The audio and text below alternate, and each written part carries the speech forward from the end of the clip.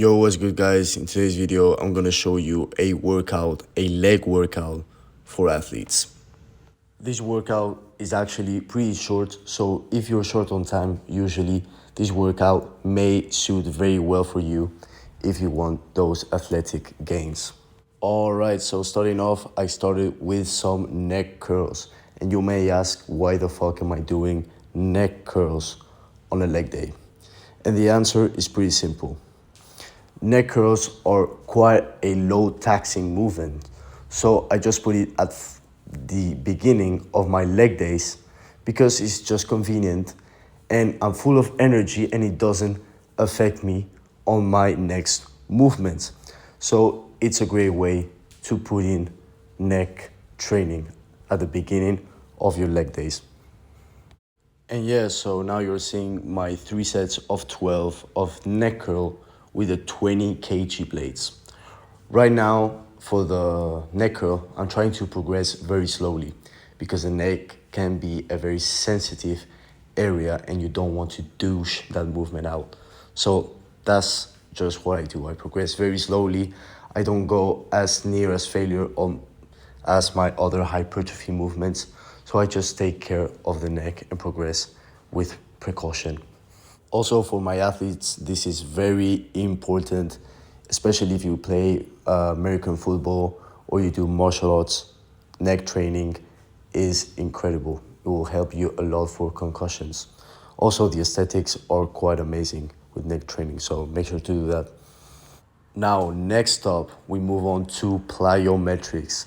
This is the bread and butter of athletic training. Right now, I'm doing a Bulgarian split squat jumping. This is quite an amazing movement for explosive power, especially in single leg. If you want to sprint faster and jump higher in single leg, definitely try this movement out. So I did this 3 sets with the weighted vest, and then I took off the weighted vest and did it another 3 sets body weight. Now, what you have to take in consideration every time you do plyometrics is the intensity. You do it at full capacity. And now, in regards of programming, it's very similar to powerlifting actually. So you do, imagine, 1 to 3 repetitions maximum.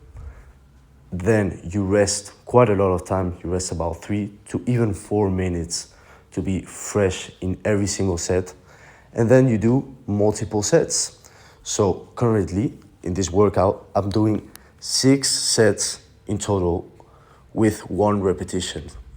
So as you can see, very, very low volume, also low repetitions, high sets with a lot of rest.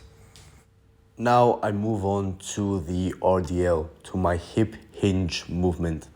So now I'm doing about 2 sets of 8 repetitions, trying to control the weight and feel the stretch, feel the range of motion, do it as much as I possibly can. For my athletic performance accessories, I enjoy doing them with full range of motion and with more controlled tempo. This allows me to build muscle that's resilient and injury proof. This is kind of the knees over toes ideology, we can say. So actually improving the range of motion each time. Instead of just douching out the weight, I just enjoy doing my RDLs nice and controlled, feeling the stretch and performing them with good technique. All right, so finally, I'll perform a giant set. This is kind of like a superset, but with more than 2 exercises. In this case, 3. So this giant set consists of a reverse Nordic, which is awesome for the quads, some calves, and some abs. So I perform a superset because it actually saves me quite a lot of time during the workout. So it's actually 3 exercises in 1. So that saves up a lot of time, and you should definitely implement that technique if you want to save up time generally in your workouts. Now make sure the movements are not very taxing, like those three, because imagine if you're supersetting deadlifts with overhead press, you'll be dead. So make sure to superset correctly. Okay, so the giant set itself consists of the reverse Nordic, calves, and abs, as I've told you before. The reverse Nordic is an amazing exercise for knee health. I recommend you not to do it till failure, just until you feel them in your knees, and then you just progress very slowly. So I did sets of 10 today, and I'll just progress 1 rep each time, It's not a hypertrophy movement. Then for calves, I'll usually do more high repetition. And this time, I'll go to failure to actually hypertrophy my calves a bit, And I'll do explosive the way up and the way down. I'll do it very, very slowly.